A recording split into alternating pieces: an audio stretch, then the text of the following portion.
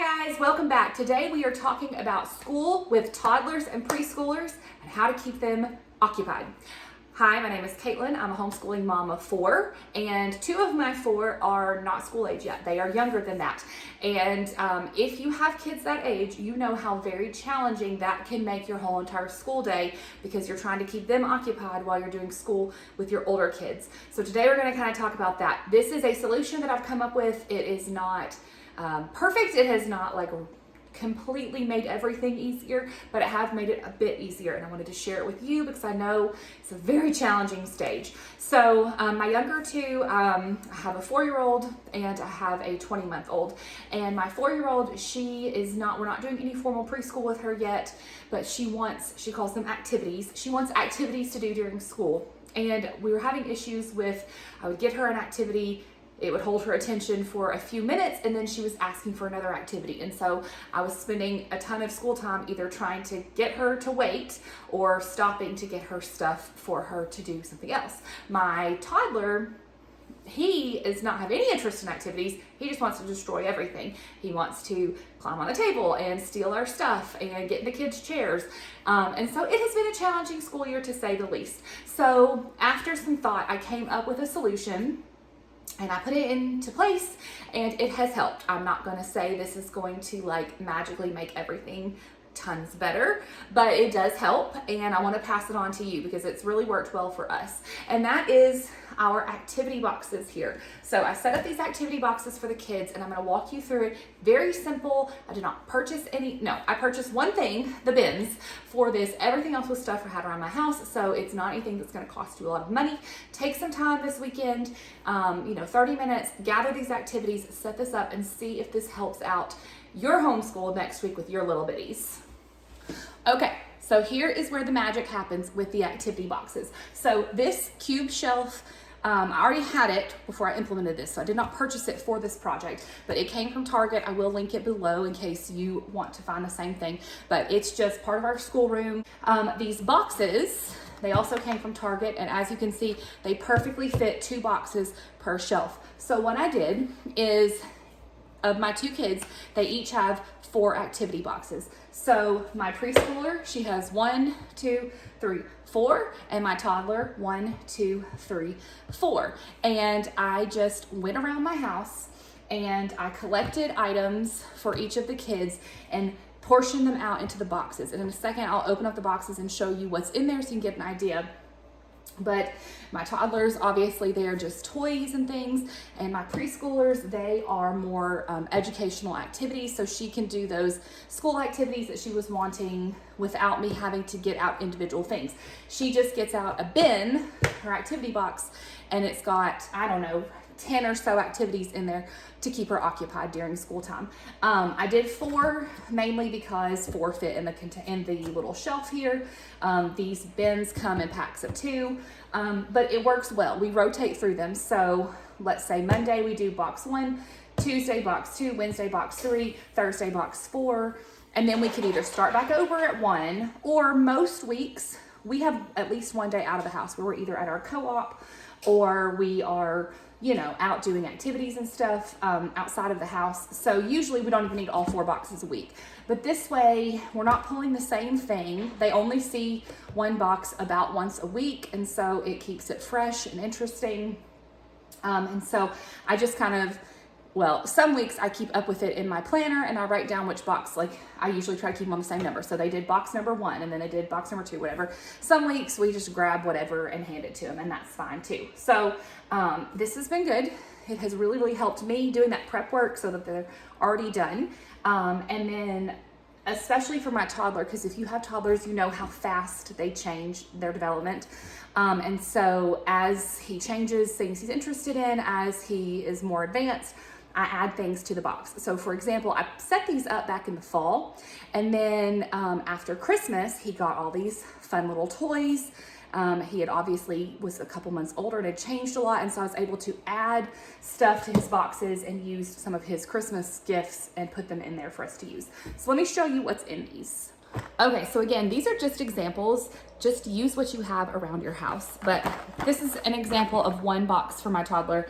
So when I pulled my stuff, I kind of laid it all out on the table and kind of divided things up. So for example, we had this 4-pack of these poppers that I had purchased to take on vacation with us and to use in the car for each of the kids. So I took one of each popper and put it in 1, 2, 3, 4, each of the boxes. So every day there's a popper in there. It's a different shape. I got some little books off our shelf. You know, I'm sure you're like me, you have like a million tiny little books.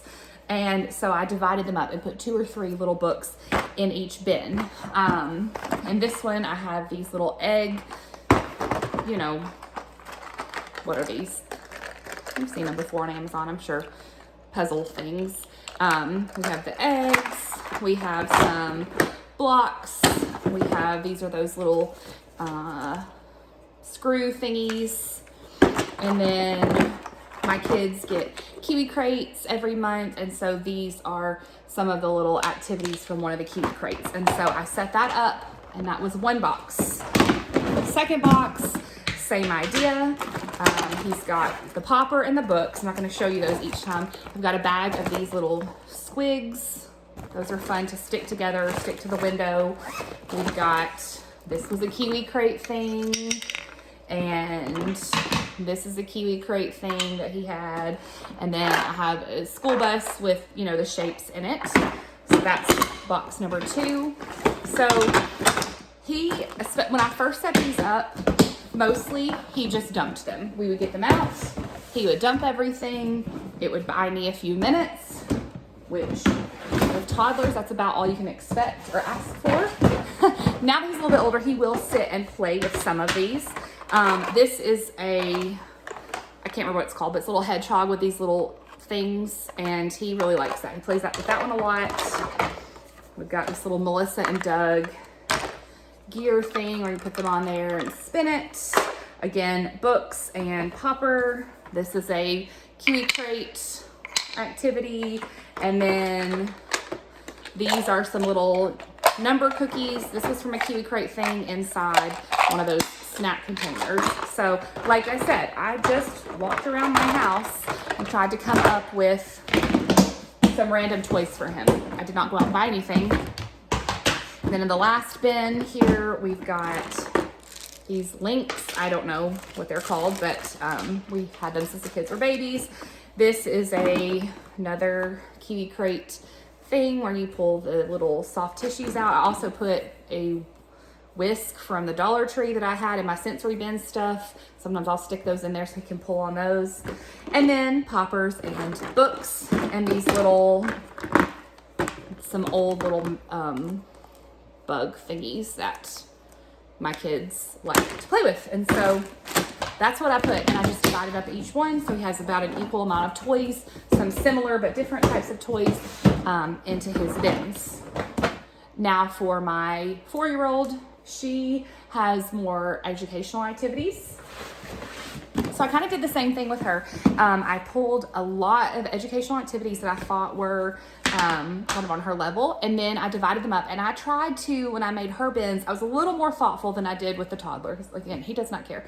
With hers, I tried to incorporate one activity that is like letter related, one activity that is kind of math related, one that's kind of a craft type thing, and then a puzzle type thing. So I tried to, again, have equal but different options for each day. So for example, in this bin here, and these bins hold a lot. I was really happy with how much I was able to get in there. We have this busy book. This is from Amazon. She got it a couple years ago. This is one of her most used activities while we're doing school. She absolutely loves it. Highly recommend. I'll try to link some of the stuff below, but especially like something like this that we really love. She's got, these are, got them at the Target dollar spot. Learning Resources has some as well, but they're just, you can connect things and make letters with them. I don't know. You can use them to make little letters. So I have those in a container inside the container. I've got, this is just a magnet Paw Patrol thing that my kids have had for a long time. These little opposite things, these are in the Target dollar spot all the time.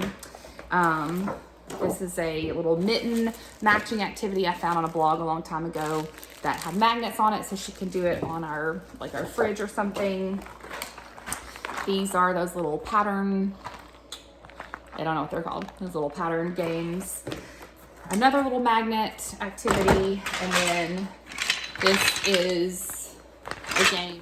In bin number 2 here, we have this letter magnet thing. She likes that a lot, plays with that. So there's our alphabet one for that bin. These are, it's like an Eric Carle. It's actually memory, but she just uses it to match the cards to each other. There's a dry erase, like seek and find book. I have these counting bears, and I put those in there with a pair of tongs, the little sorting cups, some little felt circles so she can sort those. There's also a little graph that she can graph them on. And then this is a bag of fruit and vegetables with magnets on it so she can sort the fruit and the vegetables. And then these fell out of the bag, but these are like you match the shapes to each other, and that's from the Target dollar spot. So that's bin number 2 for her. All right, bin number 3 here. Same idea, matching these little, I don't know what these are, geometry angle things for math. She's got a bunch of spot the difference things that I found online, put in a notebook. She has a alphabet puzzle, these little stickers, an animal jigsaw puzzle, and some number matches from Target dollar spot.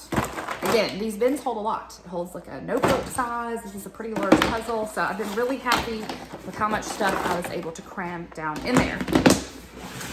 And then last one here, we've got another sticker thing, a dry erase alphabet, spirograph, some cubes, can't remember what they're called right now, count and match.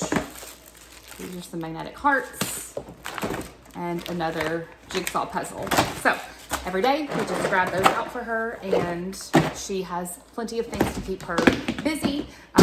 And then I can kind of rotate them every few months as I feel like we're getting bored of stuff, and pull in other puzzles, other games, other activities, that kind of stuff. So that's that. I just numbered them with, I have a silhouette. If you have a Cricut, same idea, or Post-it note, or don't number them at all, you know, make it easy for yourself. This just was what worked for me. So, okay, I hope that helps. Hope that gave you some ideas. Maybe you can go forth and implement some boxes like this for your own preschool or toddler age kiddos. If you have other ideas of what to do with those little ages, please leave comments below, because obviously this is just one solution I've come up with. We still, every day is crazy. And so I would love to hear, and I'm sure everybody else in this community would love to hear too. So thanks for watching. If you liked this, give it a thumbs up, subscribe for more homeschool mom life type videos, and I'll chat with you guys later. Bye.